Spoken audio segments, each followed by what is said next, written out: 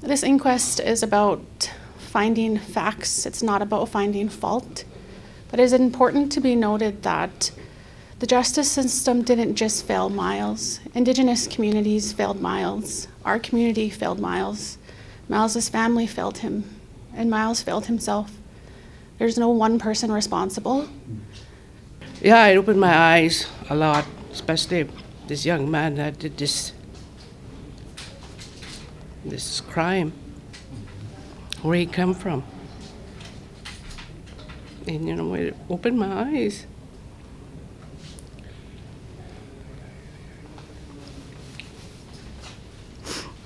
He was neglected. He was abused. You know, he didn't know how to change his life. He didn't know how to change it. He didn't know who to turn to.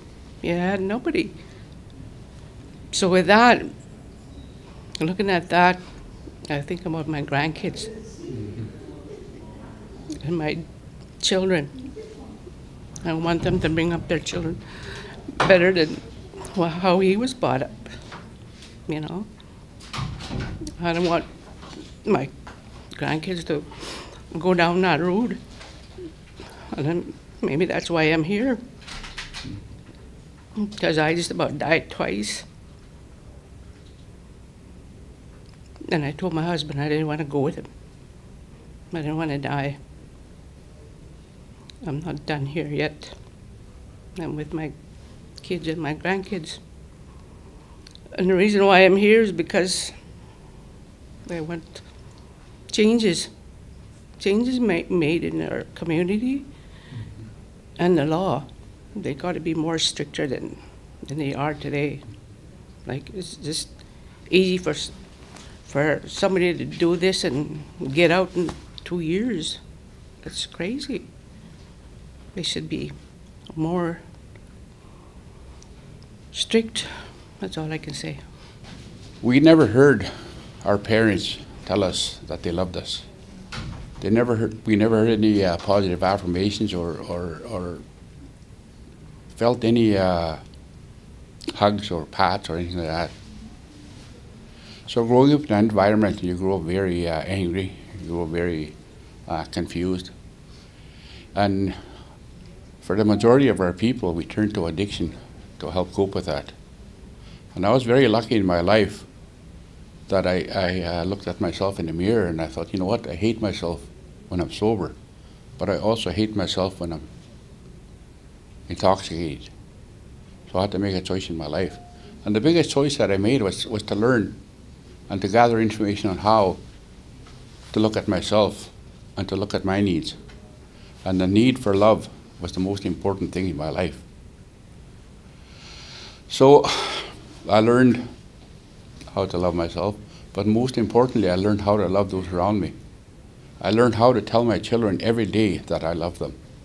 I learned how to give my children pats on the back and to give as much positive affirmations as I could. So my children grew up in a different environment than I did. My children know how to love. They know how to love their children. They know how to love the people around them. And for me, the biggest change in my life is when my grandchildren and my great-grandchildren come through my doors and they come running in and they say, I love you. I love you, Grandpa. I love you, Chapan. And for me, that's the greatest thing in my life that I was able to change in me, is to being accept that, you know what, I am lovable. I am capable of loving myself. You look around the world at our society and the people that are out there, the people that are homeless, the people that are locked up in the jails, the people who are addicted to substances, that's what they're missing in their life. They're missing that someone to love them. They're missing that ability to love themselves. And that's where the greatest change in our people needs to be, is to be able to learn that. So I hope some of that comes out of this. It's going to be a long process, but we're going to get there. We find some clarity in it. On our, I guess you can say, like, our father's behalf. Like, I can't speak for him, but having the questions answered did bring some clarity to what we have been questioning over the past year and a half. Like at the beginning, we were angry. We were confused. We had a lot of questions about the how, the why. And yeah, we're satisfied with some of it. Yeah.